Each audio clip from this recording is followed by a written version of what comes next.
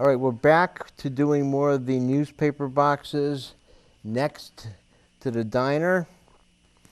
We finished the blue one. We're going next to the yellow one.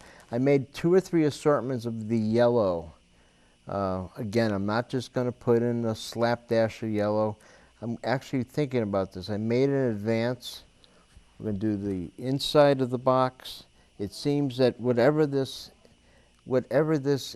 box had is empty, so it must have been a popular issue. And we're going to, because I use a dark graphite to put in the inside, it's going to take an extra coat of paint. And that's what I'm going to do right now. I'm putting a little bit more yellow, a darker yellow than I normally would, just to cover up the graphite. I use a 9H pencil when I draw on canvas. 9H is extremely fine and hard.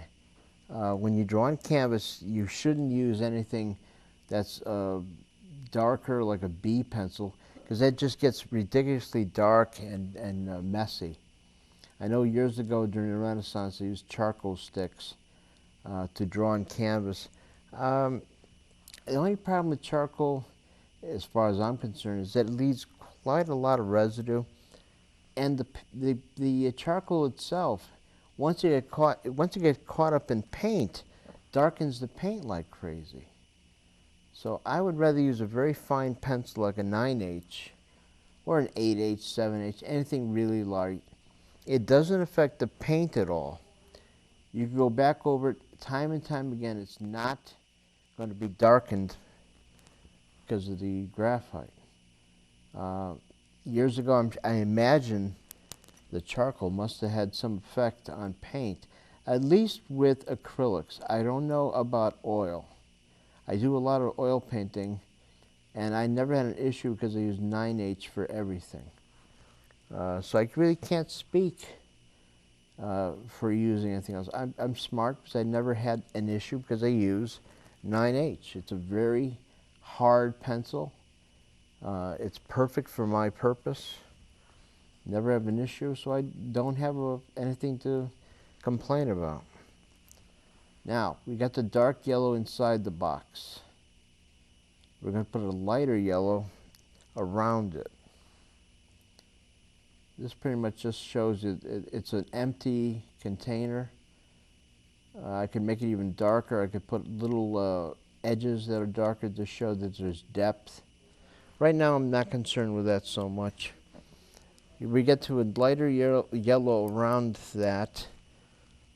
We have a pure yellow. This is a cadmium yellow. I cleaned off my brush of the existing color. I'm going to go to this light one and put the light yellow around the darker one.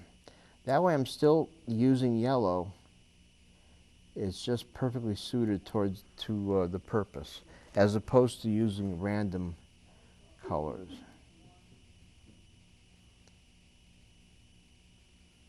Now, I just went vertical. I went horizontally instead of vertically. It's kind of tough to switch from one to the other,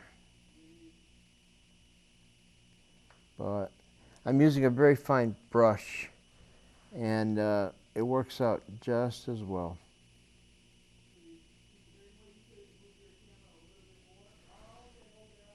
We're trying it one more way, and we're going to do one more coat down this way. Again, I'm just putting in random colors right now. Later on, when I'm doing a little touch-up, I could always go back over it and do little things.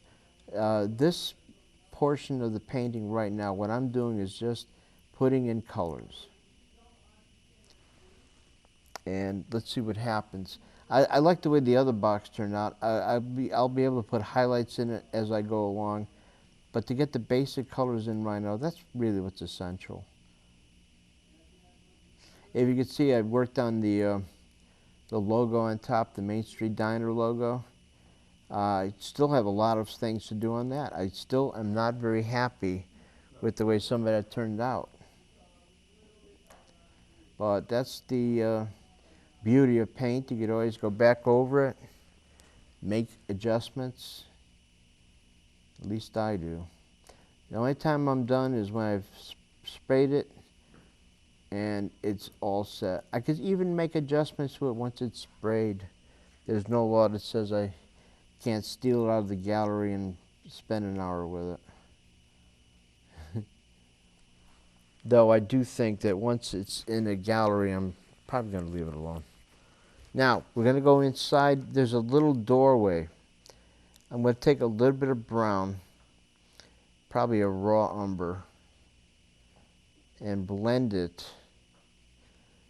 with a little bit of Payne's Gray and a little bit of the yellow. See what happens. Perfect. So it's no longer yellow, it's no longer the individual colors, it's an assemblage of 3 or 4 colors. I don't want it to be too dark. I don't just simply want there to be a departure. I want there to seem to be a door there. That's what I'm trying to aim at. So we're going to go here now with this darker color. It's not black. I don't want it to be that dark. That's ridiculous.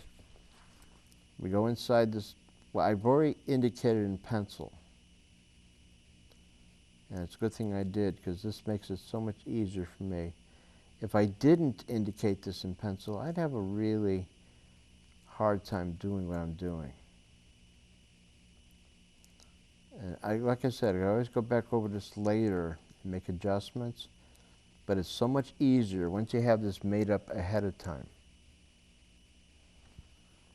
That's why I tend to pencil everything out excessively before I paint.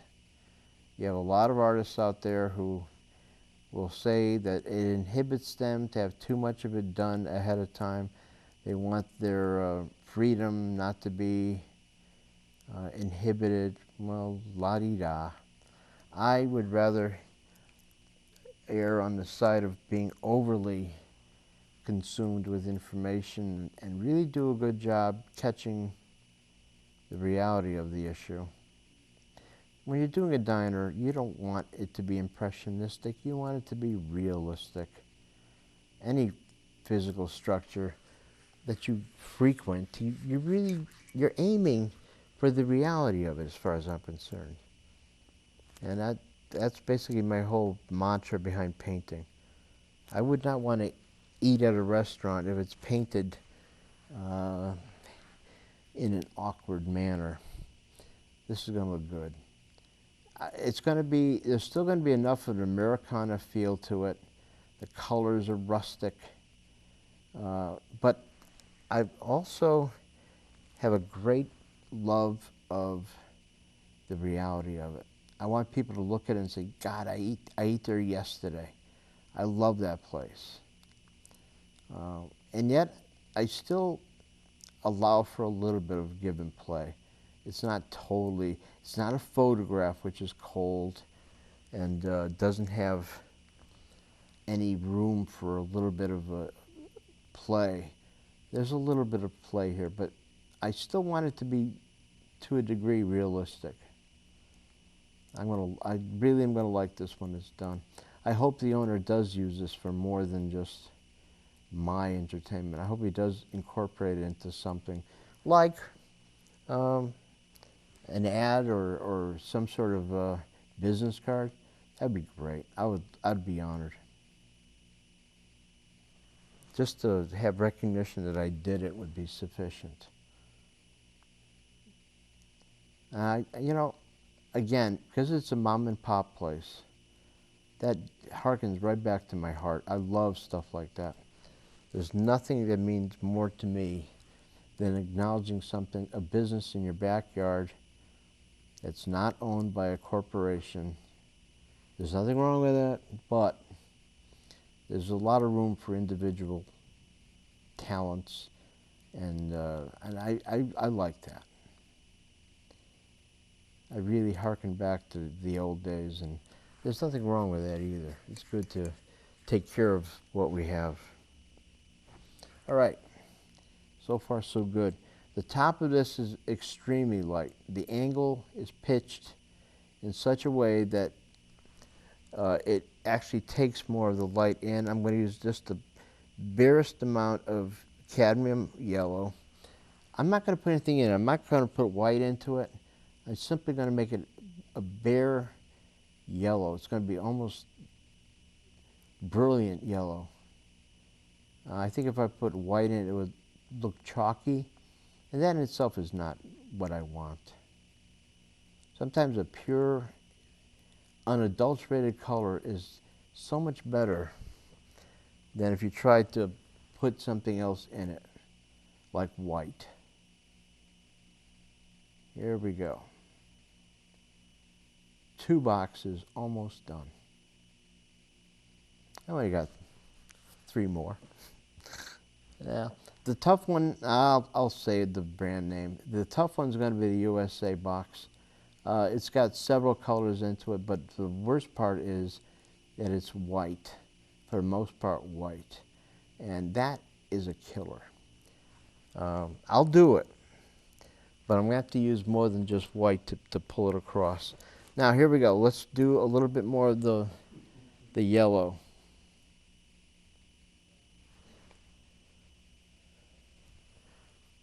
And we're going to just make it a little bit darker underneath to show that the top is cutting into it, causing a little bit of a breakage. There's not direct light coming in.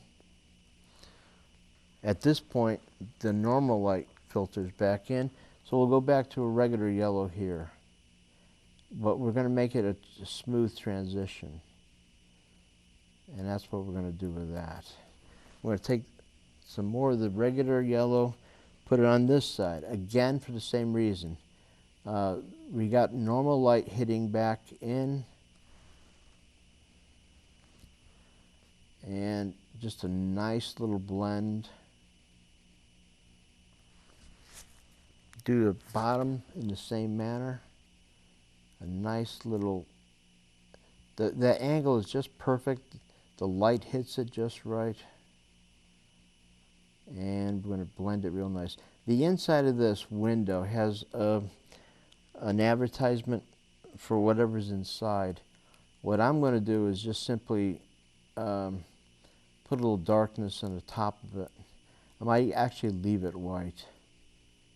I could always play with it at my leisure and do stuff. The back of this box is a darkish yellow. We're going to go into this yellow, which I pre-mixed, and we're going to darken it accordingly. I don't want it too dark though, so maybe I'll just stick with this, what I've made up. Later on, at my leisure, I could always go back over it and darken it. Obviously, there's no source of light there. I'm going to imagine this is noontime and the time sequence for making this. And in being noontime, we're not having too much light coming in from other sources other than above.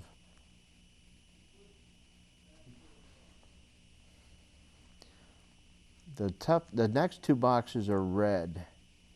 It's going to be a little bit difficult because red is a color that I'm going to have to do different varieties of the red. I can't just put red down. It's going to be a lighter red on top. And yet you run the risk if I put white in there, it's going to look pink. And that's terrible. So I have to play around with that. I might use a little bit of orange on top instead of yellow or white, because I don't want to run the risk of making it look pink.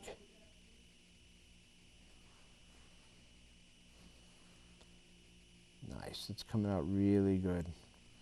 I just want to get the basic colors in right now. We'll do the technical stuff after. At this point, I'm just happy to get a nice assortment of color in. And that box looks to be ready. We're going to put a little bit of lighter yellow on top. Nice. Blend this in nice. So what I'm going to do at this point is go back to the darker, blend it with that bright yellow to show that light is hitting the top of it. We've got a little bit of the darker yellow, put that underneath there, and we're set. The second box is done.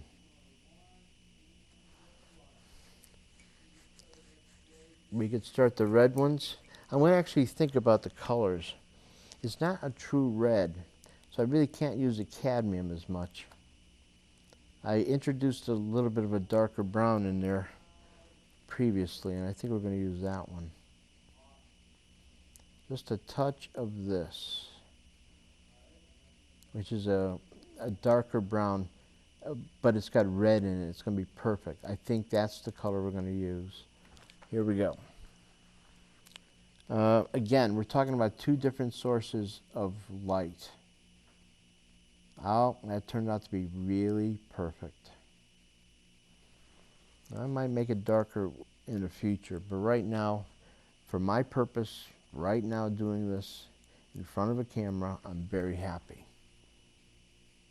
I want to do the window to show the departure. It's kind of interesting. Both these newspapers, both these vending machines are empty, which is great. That means people are buying the product. At least that particular day they are. That's always, to me, that's heartwarming.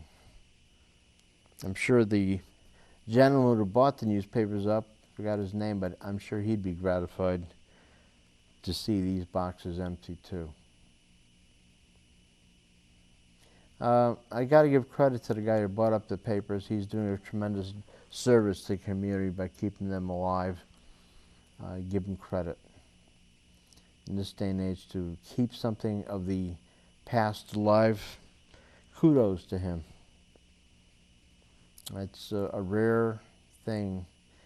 I know he's putting a lot of his own time and money into it, and that alone is wonderful. It's kind of nice to have a newspaper to hold in your hand and read every night. I myself read 3 papers a day, from top page to bottom, every day. It's not enough to just have the news presented to you on TV or go online. It's just not enough. There's so much more you miss. The way you could personally take the information and give yourself time to digest it, instead of sitting there like a lemming and having it force-fed to you. I think it's important to allow yourself the right to read it and make your own judgment. I think a lot of television news is already been pre-screened and pre-cut and pre-everything. You're basically getting a McDonald's version of what you should be hearing. You're not getting the whole picture. Newspaper news is still the best way to go for the whole picture, as far as I'm concerned. We're going to live in a society where we're not going to have the whole picture anymore. We're going to get capsulized versions of everything. That's why I like diners. People laugh at it, but it's still a meal. It's not pre-frozen. It's not warmed up just for you. It's real food. It's cooked. Now, I know the complaint is it's greasy, and oh, the old genre is it's a greasy spoon. I think in today's cooking, all of a sudden diners have been given a good rap. They realize that it does have its place in cuisine, and they've been given a bad rap for a long time. I myself love diners. You have to be careful, like in anything. I think a lot of the problem with diners is it's a lot of the choices are left up to you. And that is a problem. But if you're smart and know what is good and what is bad, you'll make the right choice. I'm going to have a tough time with the logos for some of these papers, so I'm going to do very nominal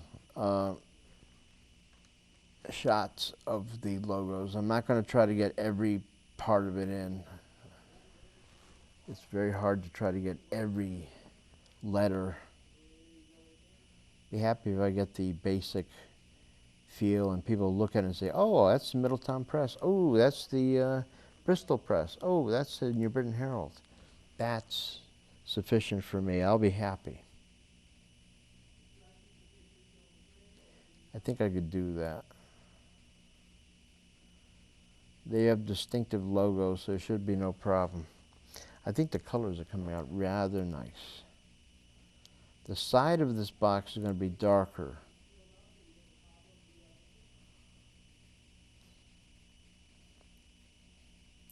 It's kind of fun that when I was a kid, it was a big deal for the family to go out on a Sunday morning, have breakfast at a diner.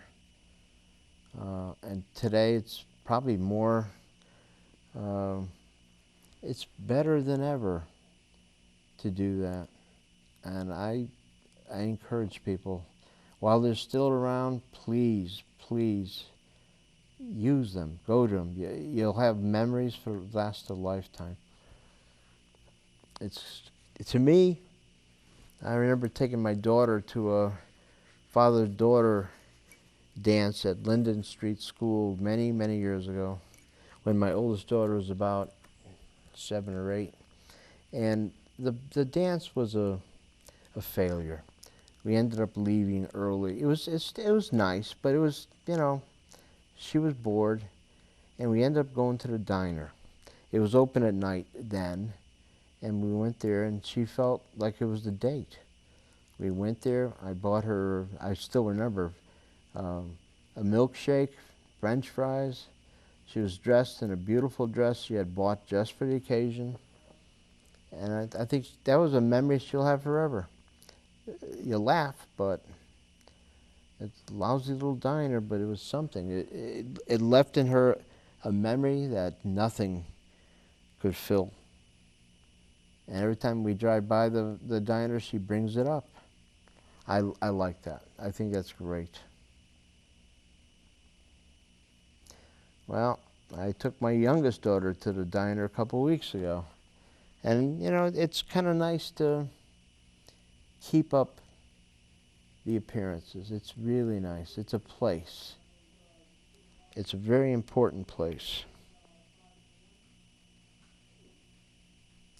And I know I am happy to go there every now and then to rekindle some of these memories. And the diner always holds it for me. I used to take my father when he was with me and take him to the diner all the time. He would love the specials. He would purposely starve himself in the morning so he would come here for the turkey special and just devour the whole thing. He would love that turkey special. He would literally eat nothing all day till he got there, and then he would eat everything on his plate. So that brings back memories to me too. Yeah, things like that really. A diner does that to you. If you more so than most restaurants, a diner is like a neighborhood institution, and we have one right in our hub. We gotta embrace it for what it is. I'm doing it justice by painting it because to me it means the world. And I think we should just try to keep it afloat. It's important. There's a host of things that I cherish deeply. This is just one of them. We live in a great little town. Plainville is just wonderful, and we should take care of all. We should take care of all the individually owned companies.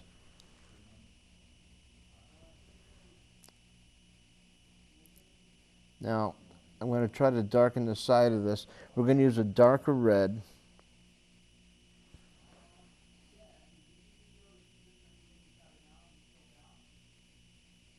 We're almost set with the inside of the box. We're going to darken the side of the box now. I don't know if I have time to really do the top of the coin part That's a really tricky little thing, and I'll think I'll wait till the next episode to deal with that. But I want to do the back of it. Show that the red changes colors at this point. We're going to take the same red we've been using it and just make it a tad darker. And again, I want to thank everybody for watching. It's kind of nice to see. I think I'm getting a lot of response, just the idea of doing the diner. It's a local institution, and a lot of people love the idea. We're going to darken the back side of this. This is the Bristol press box, which again, I mean, you can't walk in the diner without a newspaper in your hand, I feel.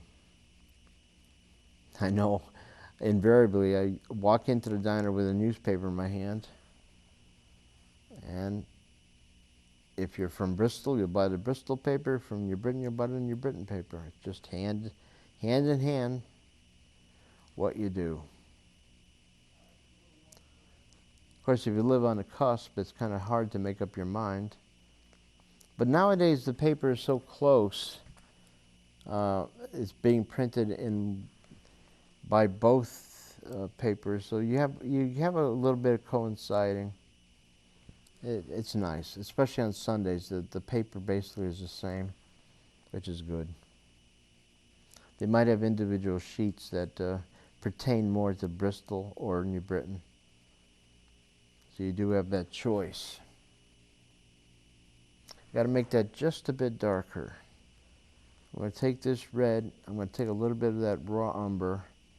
Rather not go with, maybe I'll put a touch of burnt, the light Payne's gray in there. I don't want it too dark, just a tad. Unfortunately, these studio lights have made it dark. I've made it dry. Let's see if that does the trick. I think it will. Not enough. So we'll do just a touch more of the Payne's gray to see if that makes a difference. I don't want to make it black, but that should do it. Yes. And remember, when acrylics dry, they become darker. So we're going to be cooking with this right now. Well, coming to the close of another episode. I'm going to work on this off camera. So next time, I'm thinking we're going to actually do more of the center of the diner. It's kind of interesting because you have a lot of chrome. Some of this is polished silver, and it's reflected. It's a trick for me to actually make it look that way, like it's a shiny type of metal. Anyway, I want to thank everybody for watching tonight. It's been fun. I can't wait to see what this looks like when it's done. Thank you all.